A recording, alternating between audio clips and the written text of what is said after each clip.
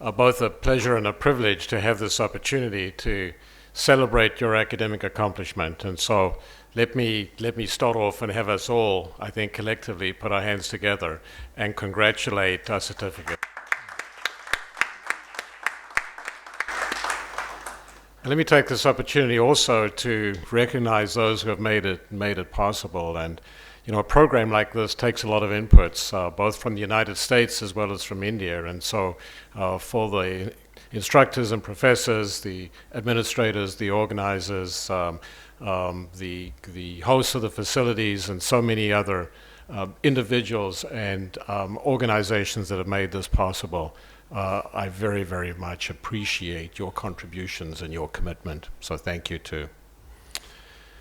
So I thought I'd spend just a little bit of time, since now the certificate holders are in good part what we call Hokies. I would tell you something about Hokies. So Virginia Tech members and Virginia Tech grads are called Hokies. And if you ask me what a Hokie is, all I can tell you is that I am a Hokie. So from now on, if anyone asks you, and you say you're a Hokie, and they say, what is a Hokie? You say, I am a Hokie. Because that's actually the full definition of what a Hokie is. So let me take it a little further into understanding what a Hokie is. So a Hokie is an individual from a university that is committed to what we call VT-shaped learning and discovery. All right, Virginia Tech, VT. Let me use my arms to describe what I'm trying to say here.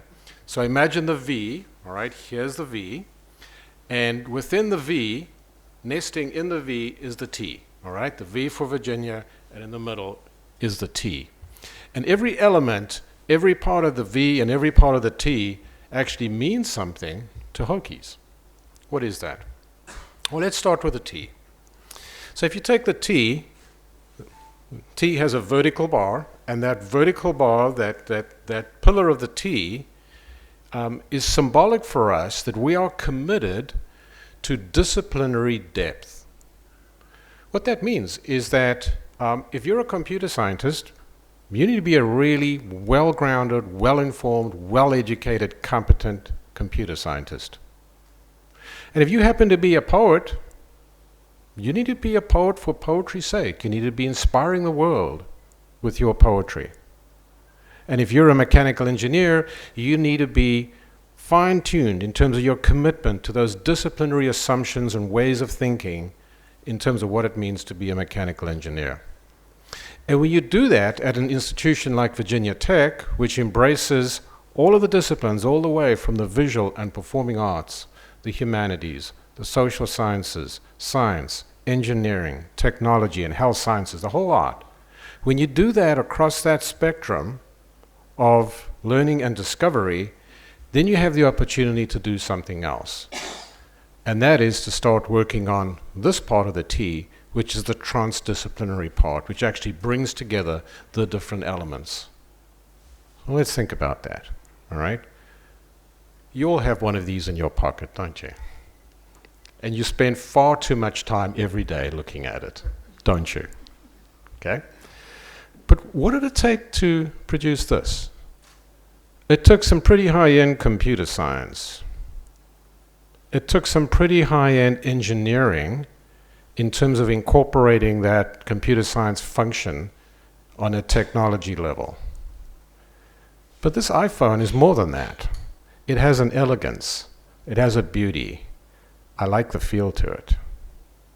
But there's more than that. Using an iPhone represents an interaction, a discovery in a way of what happens when people interact with technology. Some of it's good. We keep in touch. I called my mother this morning. She lives in Johannesburg, South Africa. That was pretty nice to be able to do that. It has some bad. You try and drive a motorcycle. I've seen this happen a few times in the streets of Chennai. Try to drive a motorcycle while looking at an iPhone. So it's probably not a good idea. There are human technology interactions that are very, very interesting. And so to produce something like this and to understand its impact on us all, on humanity and society, we actually need to concentrate also on that crossbar, the transdisciplinary part of the T. All right, so it's VT. What's the V for? What's the symbolism around the V within which that T rests? Well, we use the V really to remind ourselves about two important missions, two important expectations and requirements that we need to achieve our mission. The first is that we need to be committed to experiential learning. Now, I'm not just talking about experiences, all right? Experiences are good. You have all sorts of experiences. You can visit the United States or Europe and have fantastic experiences. Some of the things you learn may be things that your parents or your children may not want you to learn, all right? They're just experiences. I'm talking about experiential learning. Experiential learning in the context of learning theory happens when a learner, when an adult learner gets placed within a particular context that is directly relevant to their interests and their aspirations, or at the very least, is relevant to the extent that the goals, the educational goals presented by the professor become validated. So within that experiential environment, the learner then has the opportunity to develop and identify her or his own goals, and then under the mentorship and guidance of an instructor or a mentor, they are able to acquire those sort of cognitive capacities that really enable them to work well within that particular disciplinary context. That's what's experiential learning. Experiential learning is happening in the incubator labs. It's at Virginia Tech, we call that hands-on, minds-on. So, disciplinary, transdisciplinary, experiential learning. What's the final part of the V? So the final part of the V really has to do with engagement. And what we mean by engagement is that none of us, certainly none of us in academic institutions, can ever fully achieve our end without recognizing that we're not big enough, we're not rich enough, and we don't have enough capacity to fully engage and support the learning and discovery that we need to accomplish. And so that engagement really has to do in large part with a willingness to establish partnerships. In our case at Virginia Tech, those partnerships are with other academic institutions, they are with industry, corporate entities, and they are with government and community and foundations and so on. And when we do that, some fantastic things happen from the viewpoint of an academic institution, because now we're able to access those wonderfully realistic experiential learning opportunities that may be very difficult to simulate or create within the academic institution. And what does the partner get? Well, the partner gets the ability to reach into that educational program and help inform the curriculum to be sure that it's relevant so that that day one graduate is fully competent in terms of meeting that particular need. So that's what a VT-shaped Hokie is. So, what's a Hokie? I am a Hokie, and I am a VT-shaped Hokie. Well, let me finish by talking a little bit about an undergirding foundation that is at the core of Virginia Tech. And that really is described by our motto. Our motto in Latin is ut prosum. Ut prosum translated means that I may serve. That I may serve. Dr. Ghosh told you that we're a land-grant institution, that we're institutions that were created back in 1862, over 150 years ago. We are institutions across the United States that are committed to a tripartite mission of education, research, and then taking that learning and the outcome of research and transferring that to the betterment of communities in outreach. So land grants all over the United States are committed to service. But at Virginia Tech, we take it to a special level. We are super committed to service. And so how does that work its way out? Well, in a lot of ways. I just want to very briefly mention three salient elements that I think are important and perhaps appropriate and relevant to this particular occasion. Firstly, to serve means you need to identify whom you are serving. And so Virginia Tech in the Commonwealth of Virginia in the United States is committed to serving communities in Blacksburg, in Southwest Virginia, in the United States, in India, all over the world. Our service area is global. And what does that mean? What does it mean to be global? I think one way that I think of being global is that we're committed to convening talent.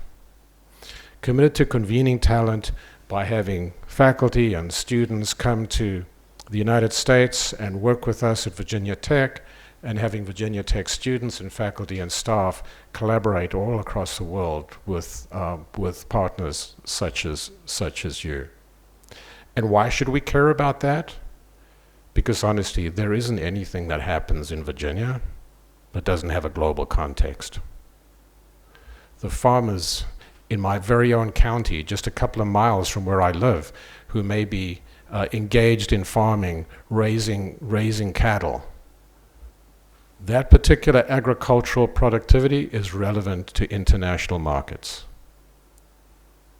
In Washington, D.C., the technology companies involved there, the Washington, D.C. area across the world is one of the major junctions of people, ideas, and data. And that data is not just coming from Virginia or the United States, it's coming from all over the world. What happens on the London stock market matters in the United States. What happens in the Middle East, I assure you, not only matters in the United States, it matters in India too. So this global context is something that we embrace, and how we work that out is by convening talent. So we're global. That's one part of service. We serve a global community. The second part is that we cannot possibly think of serving a global community without understanding the diversity of that global community, a diversity of gender, of race, of ethnicity, of socioeconomic level, of educational success or opportunity. And so we as an institution are committed to building a student body that represents the diversity that I've described, and we as an institution, in terms of our mission, are committed to serving the diversity of humankind. And that's very, very important. It goes to the very center of our mission. And then finally, and I think I bring a personal perspective here, I've learned over my experience in academia and being a veterinarian and working with a variety of communities across the globe, that service only really works if you're first prepared to listen. You know, all of you have a very high level of education and expertise, super high relative to the average of the globe. And yet with all that high level of expertise and accomplishment, you will not accomplish a mission of service unless you take time actually to sit down and listen to the people who are looking to have their problem solved. Do it out of respect, but do it out of a sense of that's actually a strategy that ultimately works. So with that, let me conclude. I've learned over the years also that at graduation commencement events, that it's all very well having an interesting content to a speech, but the most important thing is that you know when to finish. And so I do that again in celebration of your accomplishment. Congratulations. Thank you.